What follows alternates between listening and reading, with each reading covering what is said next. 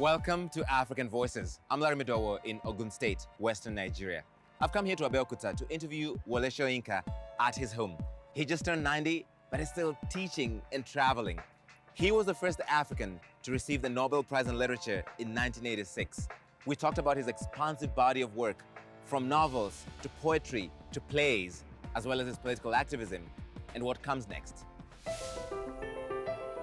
I was never satisfied with the way a story had been told by the elders to us.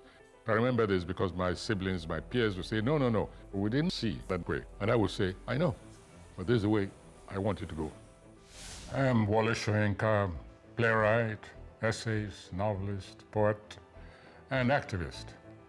I hope through my work to make changes in society. Professor Wole Soyinka, thank you so much for talking to us. Pleasure.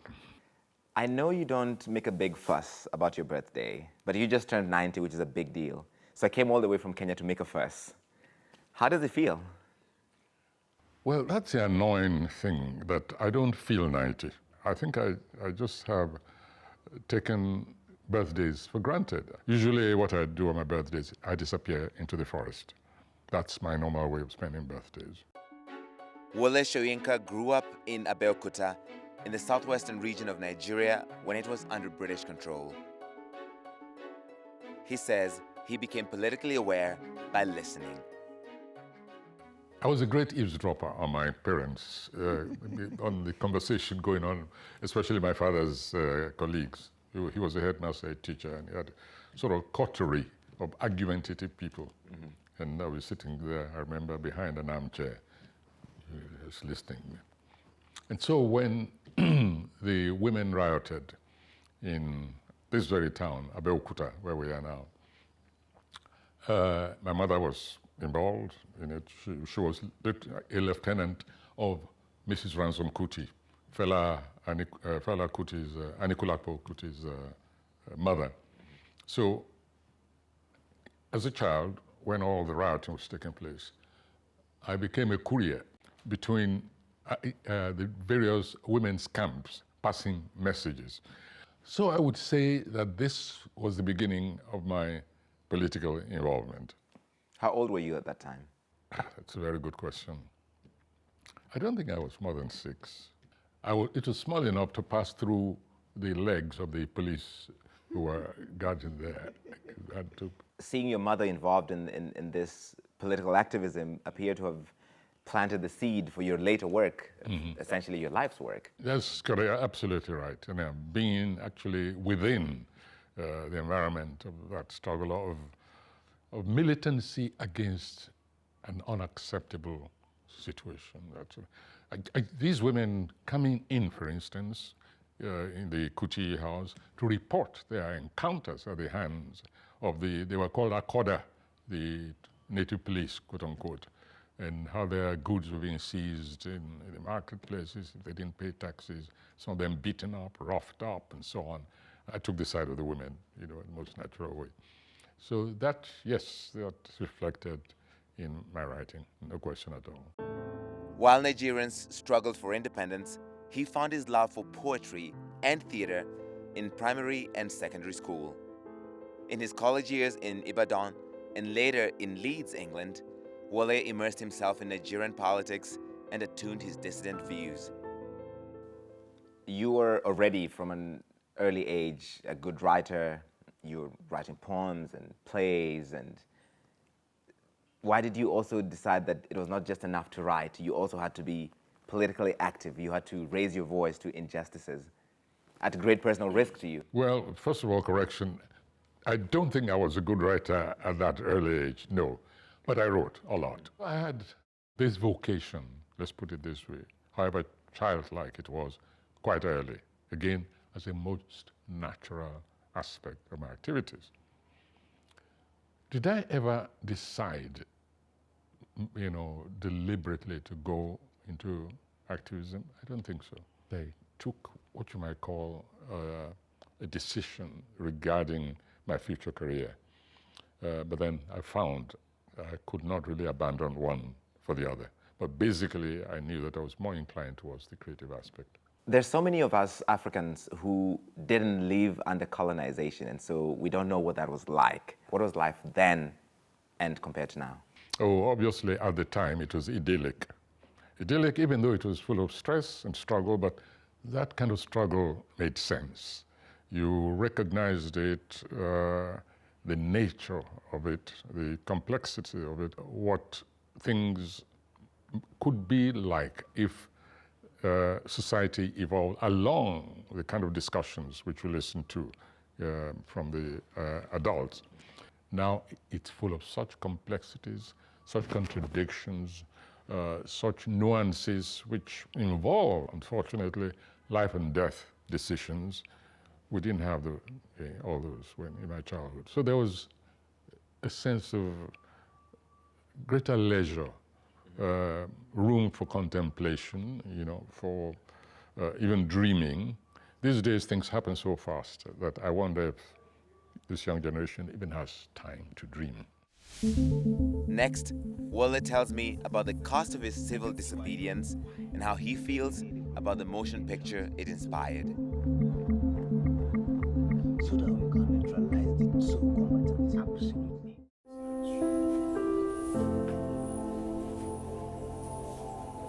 When I was a student, I thought our mission in life was to go down south and liberate Southern Africa. Before returning to Nigeria, we began to see that we'd better place our charity, the priority of charity, on the home front.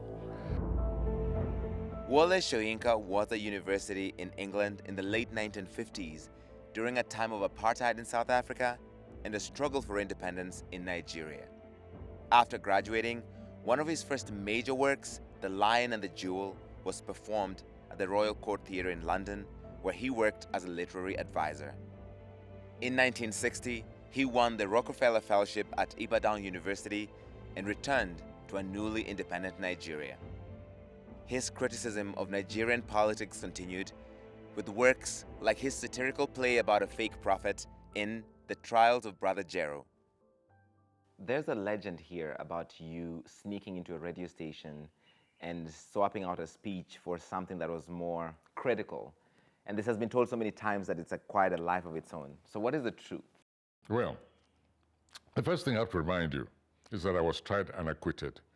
And if you ask that question, it means you are questioning the judicial system in this country. So let's take that for granted. Yes, it's true. There's no point denying it any longer. It's true that I felt compelled to stop the further broadcast of false results. I was part and parcel of the voting processes. I witnessed at first hand the destruction of polling booths, even the tearing up of results. I was in Ibadan at the time. My colleagues, myself, we saw all this going on. When I saw this oppressive regime about to reinstall itself, and it was the most cynical, people have to remember this, the most cynical regime, which went so far as to declare on radio at the time, and television had begun, to say that we don't give a damn if you vote for us, the angels in heaven are already here. So it was part of an ongoing struggle on so many levels. Yep, guilty, there was no alternative, I felt at the time. Later, Wole's actions would prove too much for the Nigerian government. So you went to prison for 27 months, including 22 months in solitary confinement. What did that feel like, just because you were agitating for what you felt was right? It was a very testing period for me, so it was not very easy. But in prison, I think one of the most cunning category of humanity that I've ever encountered is the prisoner. Why? The prisoner has to survive. So it's a survival test. It's not a question of self-advancement. So I began recollecting those formulae, in geometry, trigonometry, which I had hated. I began pulling them back and making calculations on the ground. And I, believe it or not, I rediscovered the theory of permutations and combinations. In prison. In prison. So the math you had hated in school helped sustain you. It became one of my sources, the major one. Wole tells me he wrote his famous prison notes in isolation using meat bones, handmade ink, and toilet paper. It recounts his political activism and imprisonment for an alleged link to the Biafran army at the height of the Nigerian Civil War. When a people have been subjected to a degree of inhuman violation... That memoir, called The Man Died, was adapted into a film this year. But how did you feel turning that dark period into something people can watch? Let me put it this way, turning anything in my life into something other people can watch pains me. I mean, makes me, I don't mean physical hurt, it makes me extremely uncomfortable. Why? I have no idea. For me, it's just, it's wrong to say it's horrific. Let's just say that I'm detached from it.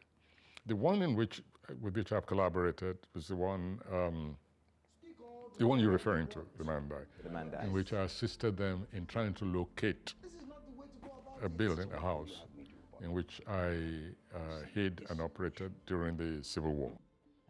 But well, it's not just about me alone. This is also about a particular period. So you don't like to watch anything adapted from your life or from your work? Very bad. Even this interview we're doing. You won't watch it? I might watch it eventually, but not immediately.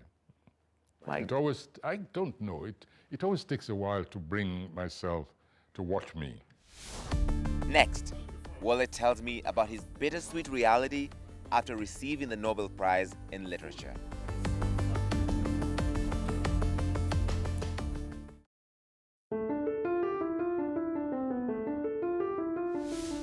During exile, Wole Soyinka published The Open Sore of a Continent, a personal narrative of the Nigeria crisis in 1996, criticizing the previous year's execution of Nigerian author Ken Saro-Wiwa by dictator Sani Abacha. Despite being targeted, he never faltered from denouncing corruption and oppression over the years. You were the first African to receive the Nobel Prize in Literature in 1986. And it took a long time before we even had another African receive that honor. What did that feel like at the time? Isolated. I was most relieved when the next African came, because isolated, because so much was demanded of you. It was like overnight, your constituency expanded, simply because you were an African, you come from the African continent. But at the same time, especially in societies like ours, it exposed you a lot more. I always remind people that one of the most brutal, certainly the most brutal, not one of the most brutal dictators we ever had here, Sani Abacha, would have gone to his grave a happy man if he'd hanged a Nobel Laureate, if he'd been able to put on his CV that I hanged a Nobel Laureate. As it is, he had to be content with hanging an activist, a writer, and his 8 companions, Ken Saro-Wiwa I'm referring to. So it exposed me also to very great dangers, because I refused to back down on my beliefs, on my activities, simply because I'd become a Nobel Laureate. You're still a thorn in the flesh of the political class, whether it's in your books, in your writing, in you're speaking out constantly. Why? Last time I was asked this question, the answer which I gave, because the answer always varies, I would say that, well, it must be something which I ate or drank as a child when nobody was looking. And that's the most recent explanation. If you ask me tomorrow, I might have a different one. I think that secretly I'm a glutton for tranquility, for peace of mind, really a closet glutton. And to arrive at that space of tranquility, I have to do certain things. To be able to be totally at peace in there, feeling fulfilled in there, but simply because I'm aiming for that space where they're at peace internally. That's another explanation, yes. This year, for his 90th birthday, Nigerian President Bola Tinubu renamed Nigeria's National Theatre after him, honoring Wole's legacy.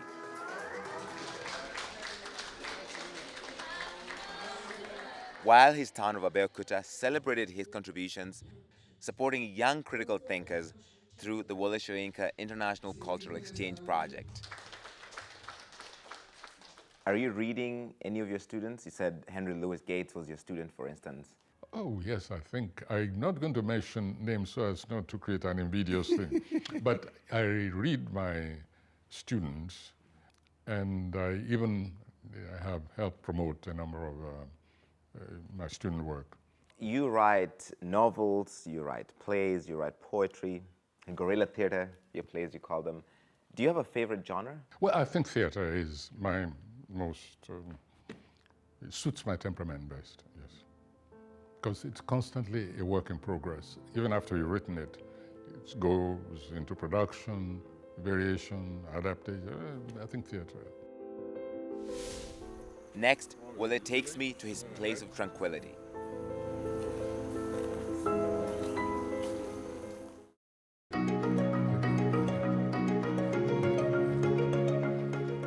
So even the corridor has artwork everywhere. Yes, most of these are modern, Right. whereby young carvers in the, Right. but in the tradition.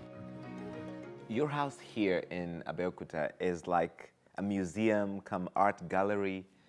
What is the story behind all these pieces around us? I think they're an expression of substitution sometimes. I enjoy my solitude enormously. I think you mentioned that about 1,000 times so far. I do. So I think maybe secretly I long for company.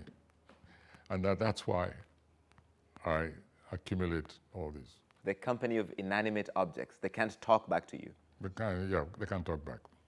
But they're there, their presences, they create a micro-community of their own, a very special kind. First of all, the expatriate community. Much of that community robbed us blind. Each time they were going home, their suitcases were full of this. And when I came back, and was a fellow at the University of Ibadan, I ran into much of this larceny, bold, brave, in-your-face larceny. I mean, you'll be surprised how deep this runs in our society, even till today. Nigeria is a really religious country. People are deeply Christian or Muslim, and you have resisted the forces of faith in that traditional sense for a long time. How come? Yeah, I was fortunate to be born into two worlds, if you like, the Christian world and then in Ishara, the traditional Orisha worshippers. My grandfather, until he, poor man, also got converted. He was, an Orisha person, he was a chief.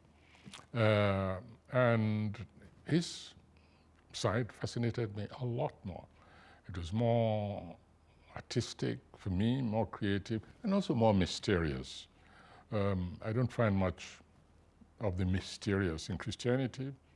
I mean, even less in Islam, for the simple reason that I didn't grow up in a Muslim environment.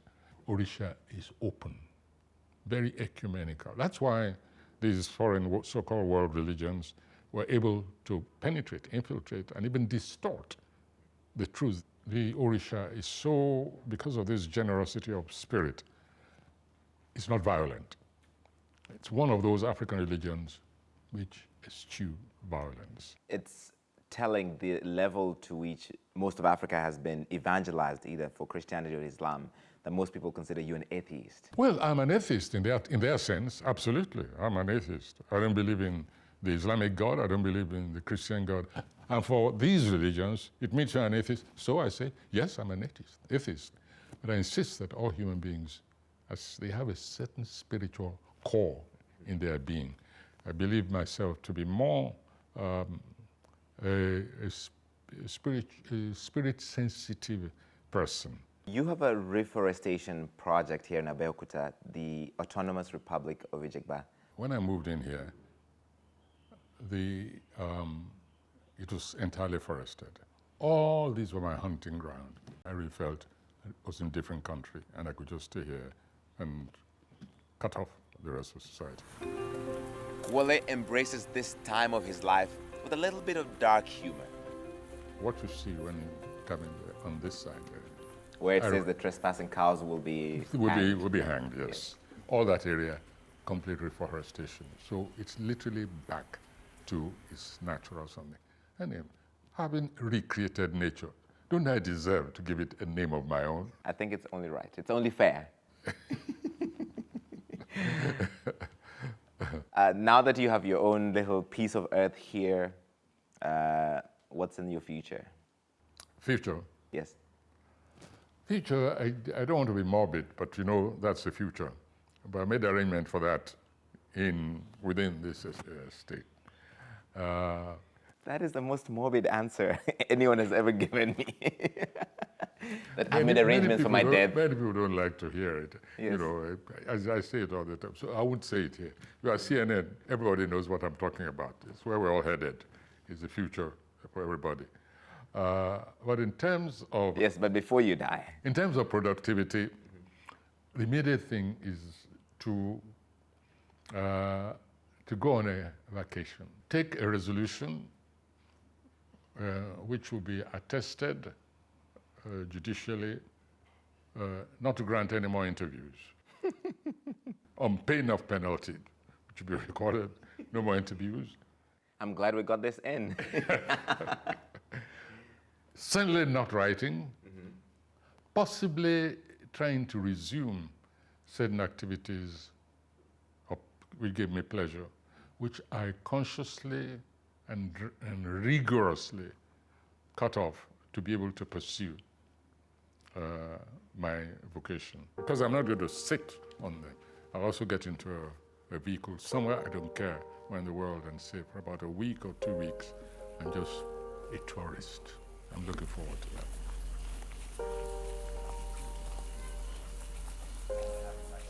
And that's our show. Thank you so much for watching. All our shows are on our website, so you can binge watch all of them. The website, cnn.com/African Voices, and keep up with us on our social media.